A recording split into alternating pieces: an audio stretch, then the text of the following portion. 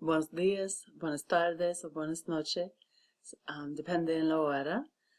Hoy me gustaría hablar con ustedes para explicar mejor cómo usar una pregunta para formar o para contestar con una respuesta. So right now I'd like for us to talk a little bit about how do we use our questions that we're asked to help us form our response. Remember, we're keeping it simple and we're using it as kind of our scaffold. So a question that you will come across is, ¿Hace cuánto tiempo que visitaste tus abuelos? So remember, I do want you to be thinking, trying not to translate from from Spanish to English, but instead to think in generalities. So for example, one of the first things you want to think about is, what time frame am I being asked about?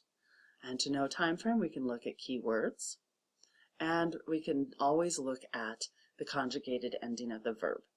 So in this case, which is the verb?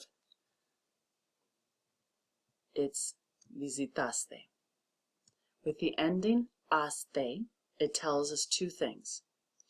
Who is doing or was doing or going to be doing the action, and when this action occurs, the time frame. Aste is a to ending, so that means that the question is being directly asked of the person who's reading it. As well, aste is a preterite, which means it's an event that occurred in the past.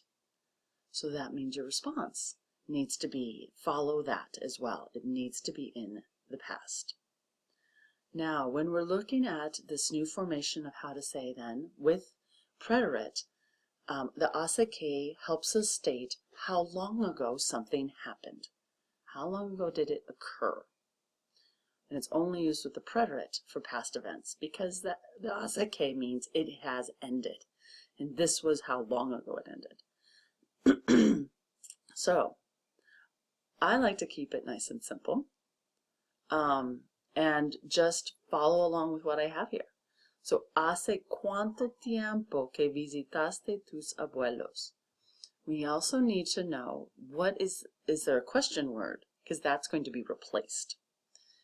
Question words always have an accent mark, so my eyes being drawn to cuánto, which means how long, or how much, I apologize, how much, because together, cuánto tiempo is how much time.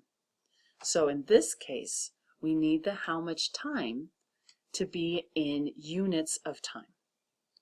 So I am going to keep it simple and follow the format that's right there for me. Hace, and I need to put in time. So hace, let's say, un año. Oops, that's una. Un año. So the un año replaces cuánto tiempo. I need to bring the que back down. Hace un año que. Now I'm going to use the same verb, but remember, instead of saying you visited, I need to say I visited. So visité. Now it's no longer your abuelos, it's mis abuelos. And that's it. So keep it simple. Follow the format until you get more and more comfortable. As you're getting more and more comfortable with Spanish, then you're going to be able to kind of move things around. Now, I will show you, for some of you like to start with the subject first, totally fine. In this case, the subject is actually yo. So I could start with the verb, because the verb ending tells us I did this. Yo visité mis abuelos. So in a question, we can bring the whole subject forward, because when answering a question, the question always has the subject at the end, and we move it to the front.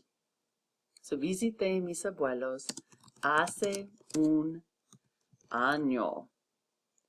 But now I don't have a que, because I don't need to separate the amount of time from any other part of the sentence. We're going to become much more familiar with that as we move forward through the year, how que is used to connect sentence phrases. Okay? So I hope that this was helpful. Please let me know if you have any questions about this after watching the video.